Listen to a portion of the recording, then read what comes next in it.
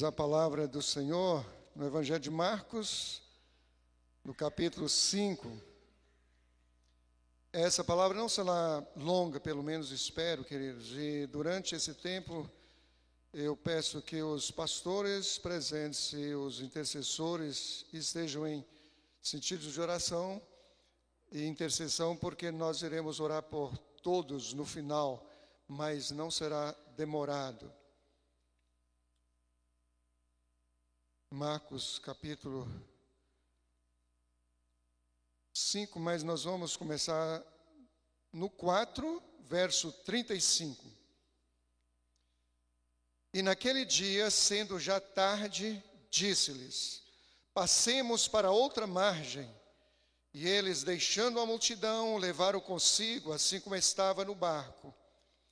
E havia também com eles outros barquinhos, e levantou-se grande temporal de vento, e subiam as ondas por cima do barco, de maneira que já se enchia de água. E ele estava na polpa, dormindo sobre uma almofada, e despertaram-no, dizendo-lhe: Mestre, não te importa que pereçamos? E ele, despertando, repreendeu o vento e disse ao mar: Cala-te, aquieta-te. E o vento se aquietou e houve grande bonança. E disse-lhes: por que sois tão tímidos? Ainda não tendes fé? E sentiram grande temor e diziam uns aos outros: mas quem é este que até o vento e o mar lhe obedecem? E chegaram à outra margem do mar, à província dos Gadarenos. E saindo ele do barco, lhe saiu logo ao seu encontro dos sepulcros um homem com espírito imundo, o qual tinha a sua morada nos sepulcros, e nem ainda com cadeias o podia alguém prender. Porque tendo sido muitas vezes preso, com grilhões e cadeias, as cadeias foram por ele feitas em pedaço, e os grilhões em migalhas, e ninguém o podia amansar. E andava sempre de dia e de noite, clamando pelos montes e pelos sepulcros e ferindo-se com pedras. E quando viu Jesus ao longe, correu e adorou. E clamando com grande voz, disse: que tenho eu contigo, Jesus, Filho do Deus Altíssimo? Conjuro-te por Deus que não me atormentes. Porque ele dizia: sai deste homem, espírito imundo. E perguntou-lhe qual era o seu nome. Ele respondeu, dizendo: Legião é o meu nome, porque somos muitos. E rogava-lhe muito que o não enviasse para fora daquela província. E andava ali, pastando no monte, uma grande manada de porcos. E todos aqueles demônios lhe rogaram, dizendo: manda-nos para aqueles porcos, para que entremos neles. E Jesus logo lhe permitiu. E saindo aqueles espíritos imundos entraram nos porcos. E a manada se precipitou por um despenhadeiro no mar. Eram quase 2.000, e afogou-se no mar. E os que apacentavam os porcos fugiram e o anunciaram na cidade e nos campos. E saíram muitos a ver o que era aquilo que tinha acontecido. E foram ter com Jesus, e viram o endemoniado, que tivera legião, assentado, vestido em perfeito juízo, e temeram. E os que aquilo tinham visto, contaram-lhes o que acontecera ao endemoniado e acerca dos porcos. E começaram a rogar-lhes que saíssem do seu território. E entrando ele no barco, rogava-lhe que o que lhe fora endemoniado, que o deixasse estar com ele. Jesus, porém, não lhe permitiu, mas disse-lhe: vai para a tua casa, para os teus, e anuncia-lhes quão grandes coisas o Senhor te fez, e como teve misericórdia de ti. E ele foi e começou a anunciar em Decápolis quão grandes coisas Jesus lhe fizera. E todos se maravilharam. Aleluia. Glória a Deus. Jesus, meus queridos, atravessou o mar da Galileia exclusivamente para ir ao encalço de uma única pessoa que dele estava desesperadamente necessitado, precisado. Poderia até já começar abrindo um parêntese aqui, imediatamente fechar, porque hoje, quando se convida um preletor, ele quer saber de antemão quantas pessoas irão estar no culto, no evento.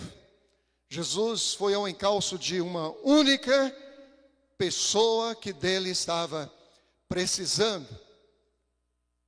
Jesus, meus queridos, enfrentou as maiores inadequações que se possa imaginar para ir ao encalço deste homem. Em primeiro lugar, eram 8 quilômetros que se interpunha entre a posição onde Jesus estava e a região de Gadara. 8 quilômetros. Segundo, já era tarde. Não era mais hora de aventurar uma viagem, de empreender uma viagem aventureira. Já era tarde. Terceiro, as águas estavam revoltas e o perigo era iminente, inclusive perigo de morte. Em quarto lugar, o vento soprava ao contrário. Isso significa o que, igreja? Significa uma coisa, que Jesus sempre esteve absolutamente abnegado para ir ao encalço de alguém que dele esteja necessitado. Ele está disposto a enfrentar qualquer inadequação para ir ao encalço de alguém que precise dele. Mas aí, meu querido, alguém poderia perguntar, ou se perguntar, ou questionar, alguém que está aqui, alguém que está em casa agora, e dizer: eu estou entendendo o que Jesus fez, enfrentou inadequações para ir ao encalço de uma pessoa. Ele realmente pode estar disposto a ir ao encalço de qualquer pessoa que dele esteja necessitado, mas Jesus não está disposto a vir ao meu encalço, na minha necessidade, nas minhas angústias, nas minhas tribulações, no meu encurralamento, pelos meus problemas, os mais diversos. Se pensamos assim, ou se alguém pensa assim, é por causa de uma autoimagem arrasada que nós temos de nós mesmos, achando-nos sermos os piores da face da terra, longe do alcance do amor de Deus e da disposição do Senhor Jesus Cristo. Mas quem era este homem? Quem era este homem da Bíblia mencionado, da região de Gadara, ao encontro de quem Jesus foi? Quem era este homem? Meus queridos, a descrição que a Bíblia faz a respeito deste homem é a mais monstruosa, horrorosa que se possa imaginar. É a caricatura de tudo que possamos imaginar de terrível, de monstruoso. Em primeiro lugar, a Bíblia diz que esse homem era possesso de espíritos malignos. Era uma legião. Calcula-se 6.000 demônios, uma legião de soldados da época. 6.000 demônios significa 6.000 vontades individuais, 6.000 indivíduos, 6.000 vontades, 6.000 inclinações, tudo isso concentrado num só homem, num só ser humano, num só lugar, numa só pessoa. Então a imagem que se tem é que este homem estava sendo rasgado por dentro. E isso é simplesmente incompreensível. E essa é a realidade, é a descrição que a Bíblia faz deste homem. Meus queridos, já não é fácil convivermos conosco mesmos. O apóstolo Paulo, ele dizia: miserável homem que sou, o bem que eu quero fazer eu não consigo, e o mal que eu não quero fazer é esse que eu acabo fazendo. Agora, se não é fácil conviver conosco mesmos, imagina conviver com os 6.000 demônios. Essa é a descrição que a Bíblia faz a respeito deste homem. Meus queridos, quem já lidou com demonização a partir de um demônio infernizando a vida de uma pessoa, sabe que o quadro é simplesmente horripilante. Agora imagina 6.000 demônios.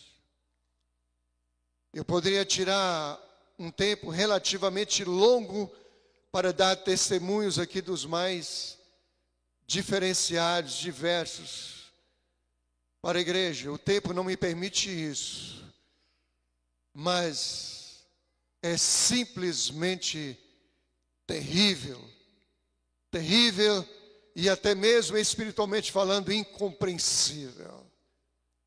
Essa é a realidade do que a Bíblia diz a respeito deste homem.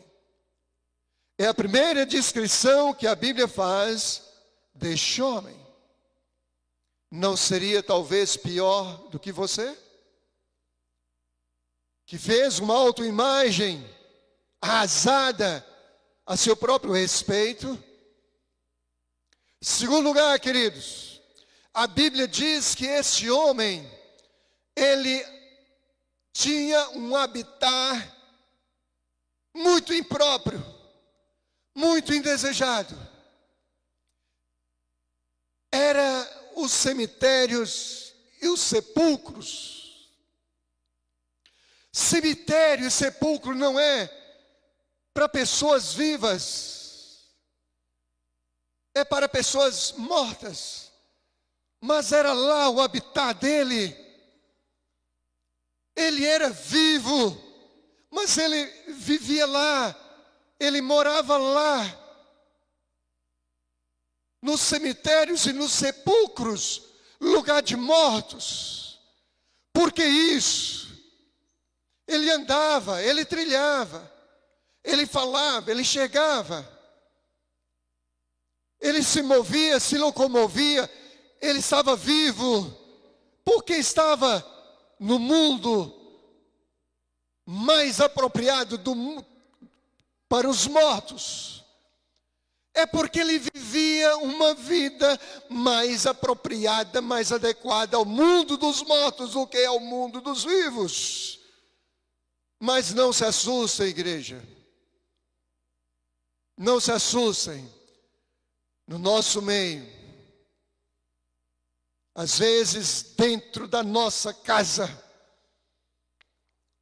às vezes não se assustem dentro da nossa própria igreja, dentro do nosso ambiente de trabalho, na nossa vizinhança, com quem convivemos talvez todos os dias, é possível que hajam pessoas vivas vivendo uma vida muito mais apropriada ao mundo dos mortos do que ao mundo dos vivos. E por quê, pastor? É porque essas pessoas não têm sonhos, é porque essas pessoas não têm projetos, é porque essas pessoas não têm objetivo nenhum na vida, é porque essas pessoas não sabem onde chegar, é porque essas pessoas não querem chegar em lugar nenhum, é porque essas pessoas não pensam em nada. E aí eu diria, não, pensam sim. Elas pensam numa coisa, elas pensam em morrer. Elas só pensam em morrer. Elas pensam em pular de um prédio, elas pensam em dar um pipoco no ouvido, elas pensam em ingerir muitos comprimidos. Elas pensam nessas coisas. É isso que ocupa a mente delas.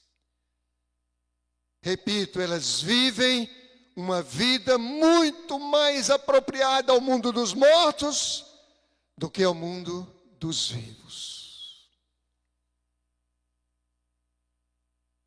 E por questão ética, não vou mencionar nome, mas no nosso meio, hoje, aqui dentro, presencialmente, nós temos uma pessoa que passou em frente à igreja,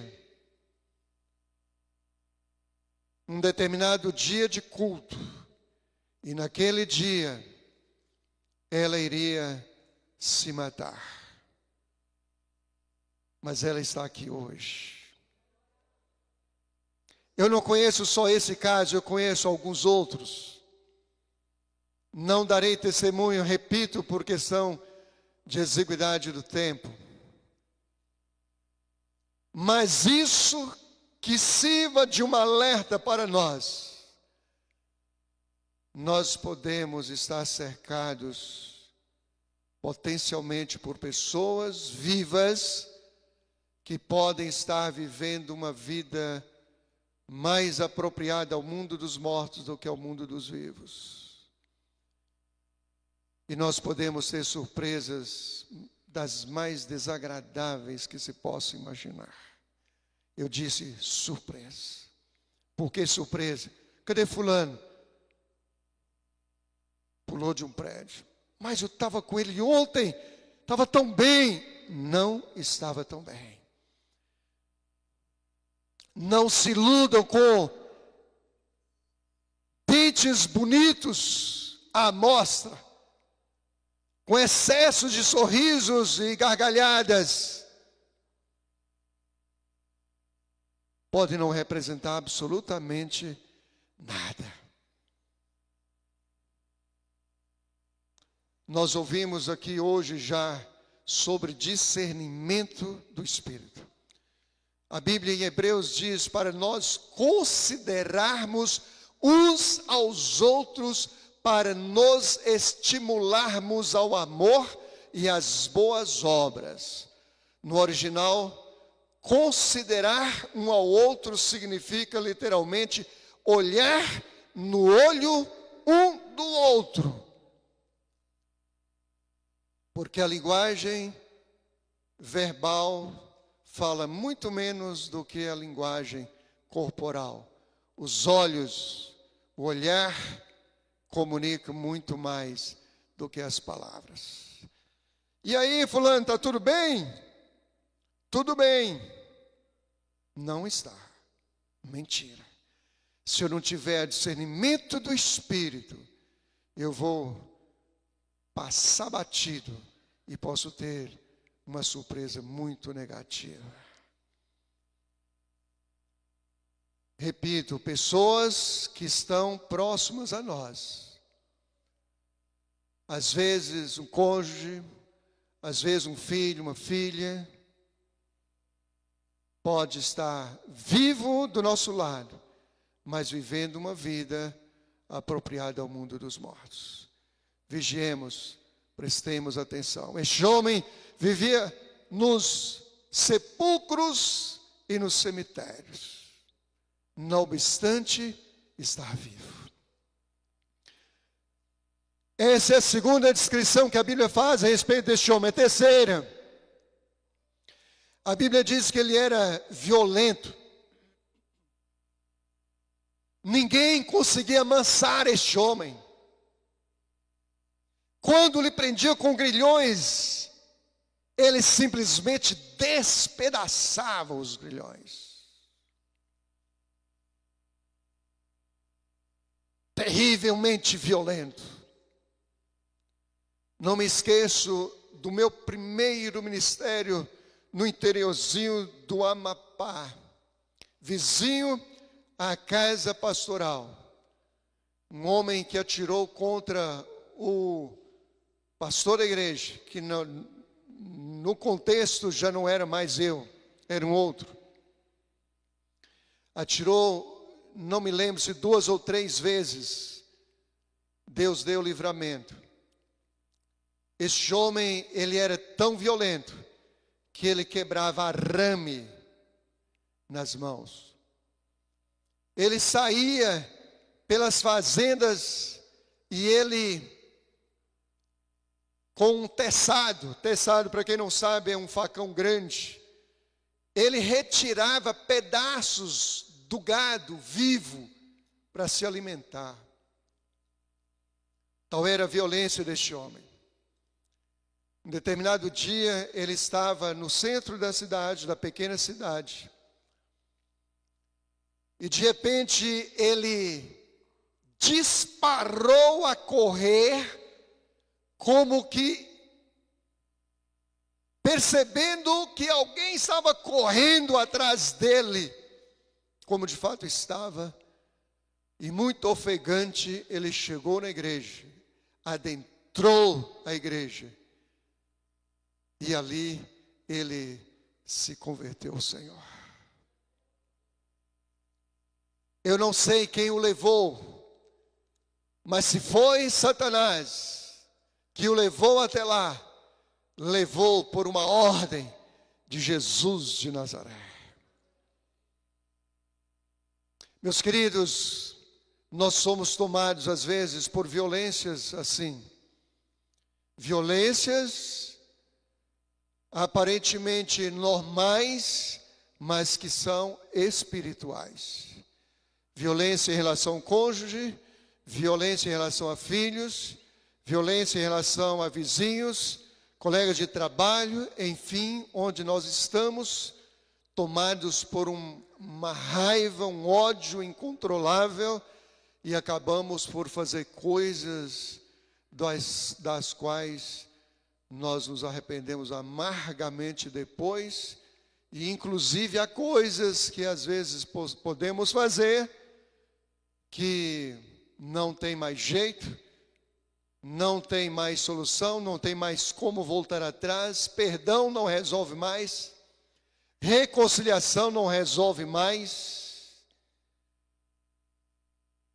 Não obstante orarmos bastante, não obstante conhecermos a Bíblia, por distração, por descuido, por displicência espiritual, nos deixamos ser tomados por espírito de violência, que podem trazer consequências simplesmente drásticas e irrepreensíveis. Essa é a terceira descrição que a Bíblia faz a respeito deste homem. Qual foi a descrição que você fez a respeito de si próprio? Quem era este homem? Quem é você? Qual a situação que é pior? Em quarto e último lugar, queridos, para hoje, a respeito deste homem, a Bíblia diz que ele era insone. Ele vivia de dia e de noite clamando pelos montes e pelos sepulcros, urrando como uma besta humana, de dia e de noite. Se era de dia e de noite, significa que ele não conciliava o sono. Meus queridos, alguém disse, e eu concordo plenamente,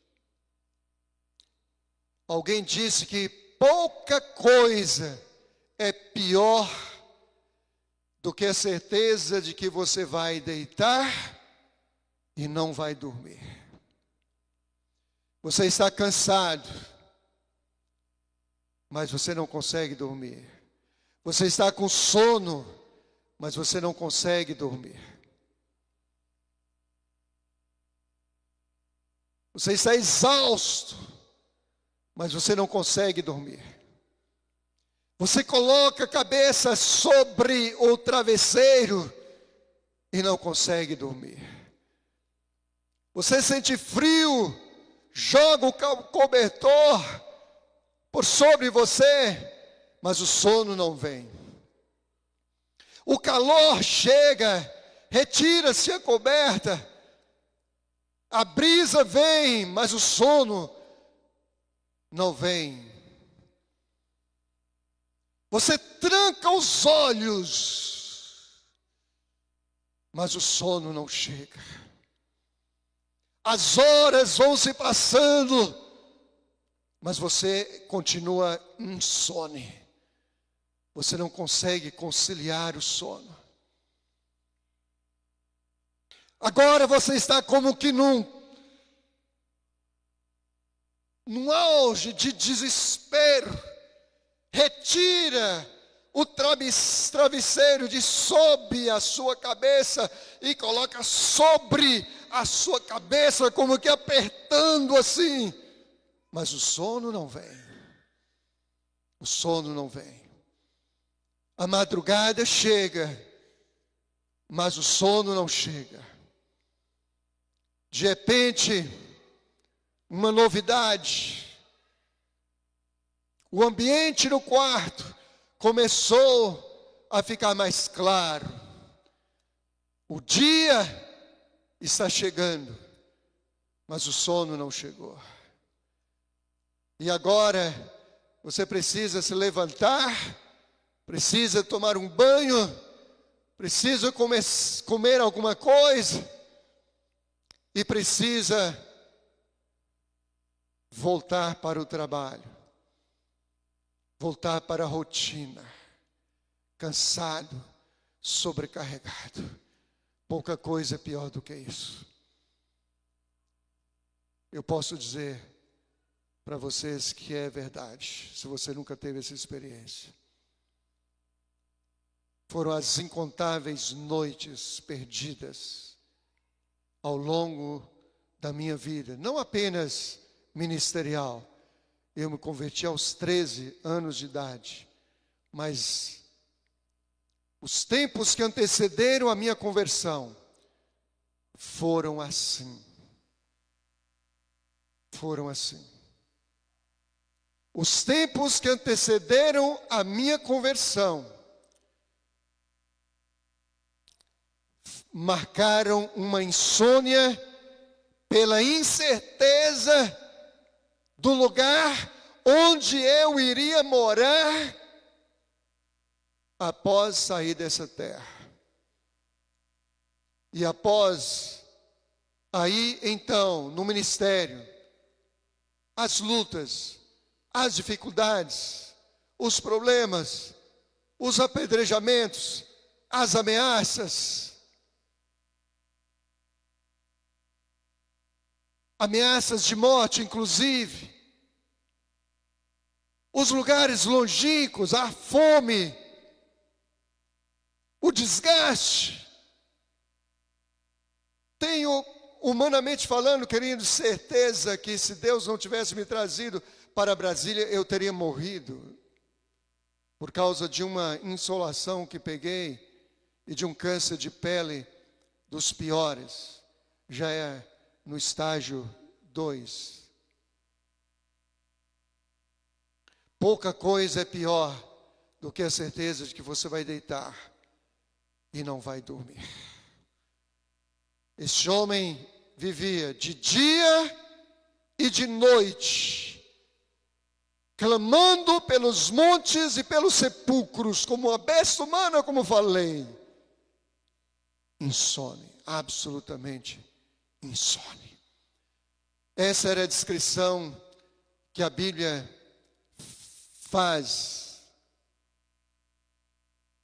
a respeito deste homem. Qual a descrição que você faz a respeito da sua situação? Comparativamente, qual a pior? Mas, meus queridos, eu não posso parar por aqui, porque o texto não termina aqui. A pergunta é: o que Jesus fez com este homem? Qual o seu nome? Legião é o meu nome, porque somos muitos. Sai dele. Não nos mande para fora dessa província. Eis aqui uns porcos, permita-nos entrar neles. Oh, meus queridos, eu me arrepio, porque nesse momento, Jesus, como que no insight, no raciocínio super rápido, como que idealizando entre porcos mortos e uma vida salva, então que morram os porcos e que salve a vida. E esses demônios se precipitaram em quase 2.000 porcos e se afogaram. Jesus não queria saber qual era o prejuízo para o fazendeiro. Jesus queria saber se uma vida pela qual ele enfrentou impropriedades e inadequações, se ela seria liberta, se ela seria salva. Foi isso que Jesus fez com este homem. E a partir daí, qual a consequência? A consequência da vida deste homem é que aquele que outrora estava nos sepulcros e nos cemitérios, agora está perguntando para Jesus: deixe-me ir ter contigo. Da sepultura para Jesus, do cemitério para a vida. E aí Jesus diz o quê? Não, você não vem comigo não. Você vai para os teus parentes, para os seus vizinhos, para os seus concidadãos lá, para os seus amigos. Você vai para com eles e vai dizer para eles: quão grande coisa fez o Senhor por você e como teve misericórdia de você. Você vai conquistar a cidade de Decápolis, que na realidade é um aglomerado de 10 cidades. Você vai conquistar Decápolis para mim. Você vai dizer o que ele, Jesus, fez por você, e você vai conquistar esse povo para mim. Fique em pé, igreja, em nome de Jesus. Liberto para conquistar. Quero chamar rapidamente aqui à frente os pastores, suas esposas, em nome de Jesus. Quero dar uma palavra para esses queridos irmãos. Enquanto eu chego aqui à frente, queridos, no ano que vem, mais ou menos nesse momento, nesse tempo, nós teremos reunião aqui de todos os pastores Calel, do Ministério Calel. Vai dar em torno dos 100 pastores com as suas esposas e auxiliares.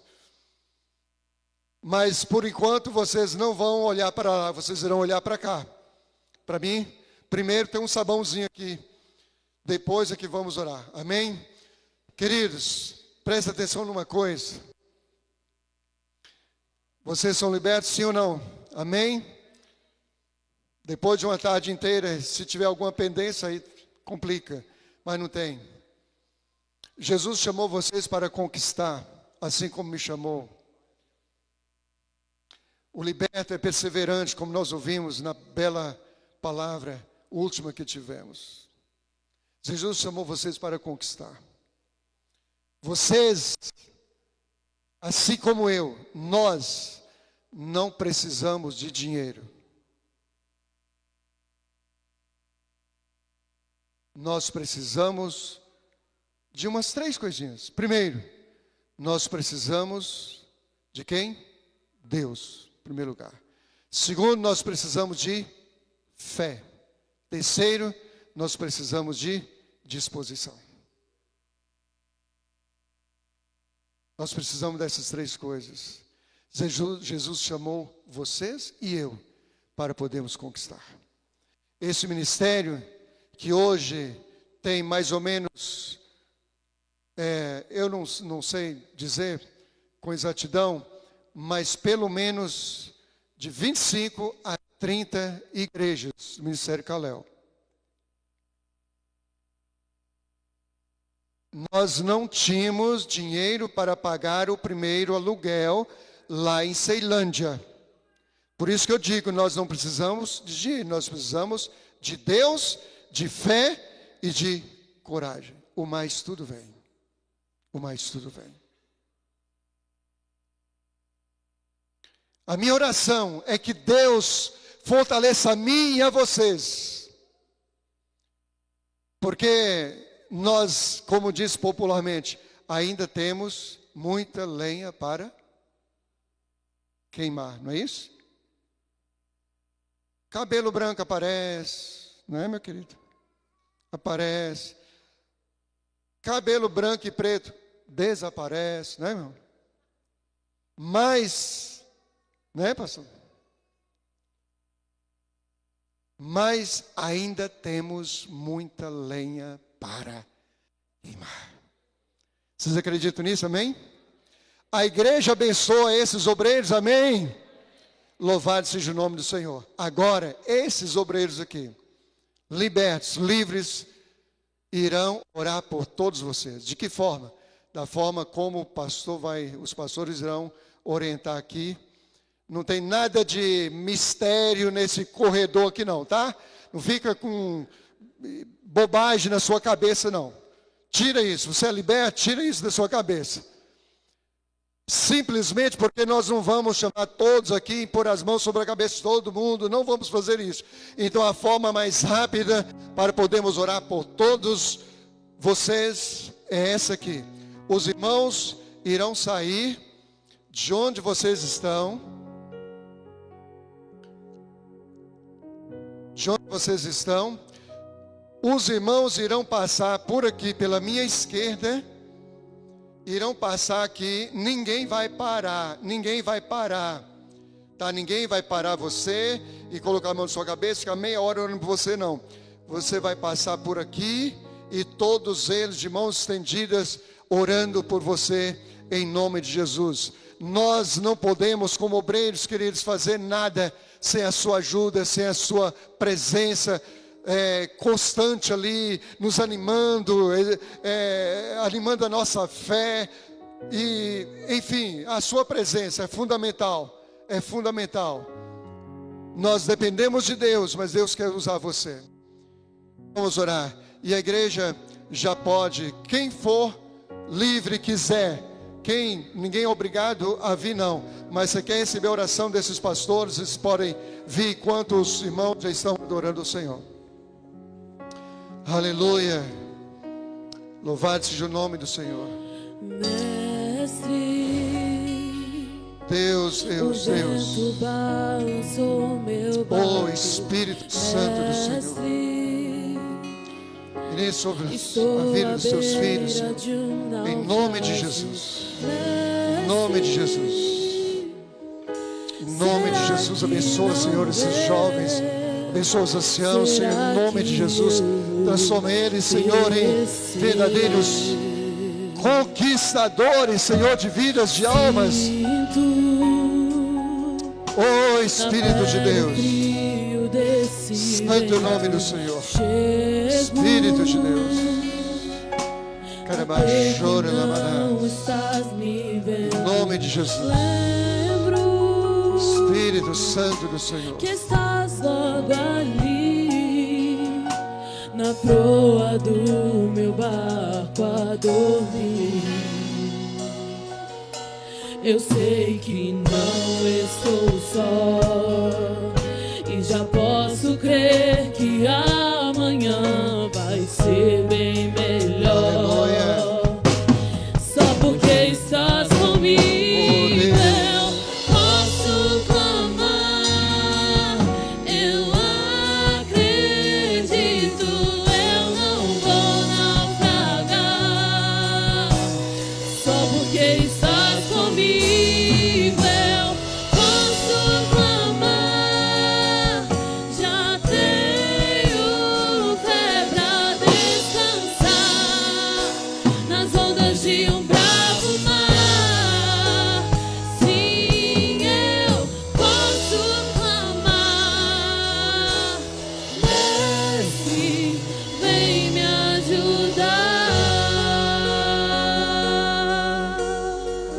glória a Deus. Eu sei que não estou só e já posso crer. Eu creio, vai ser bem melhor. Só porque estás comigo eu posso clamar. Eu acredito, eu não vou naufragar. Aleluia. Só porque estás comigo eu posso clamar. Já tenho fé pra descansar nas ondas de um bravo mar. Sim, eu posso clamar. Mestre, vem me ajudar. Quem é esse que até o vento e o mar lhe obedece? Quem é esse que ordena e milagres acontecem? Jesus, esse nome toda língua confessará. Jesus, céus e terra se prostram pra te adorar. Jesus, o presente que Deus enviou pra nós. Jesus, até o vento se cala pra ouvir tua voz. Posso clamar, eu acredito, eu não vou naufragar. Só porque estás comigo, eu sei que estás comigo, eu posso clamar. Já tenho fé pra descansar nas ondas de um bravo mar. Sim, eu posso clamar. Mestre, Aleluia. vem me ajudar. Glória a Deus. Diga, eu sou livre para conquistar. Glória a Deus. Vamos receber a bênção, que a graça do Senhor Jesus, o amor de Deus o Pai, a comunhão, as consolações de uma presença extraordinária do Espírito Santo do Senhor venham sobre essa igreja e venham sobre a igreja do Senhor Jesus na face da terra, hoje e pelos séculos dos séculos. Aleluia. Amém.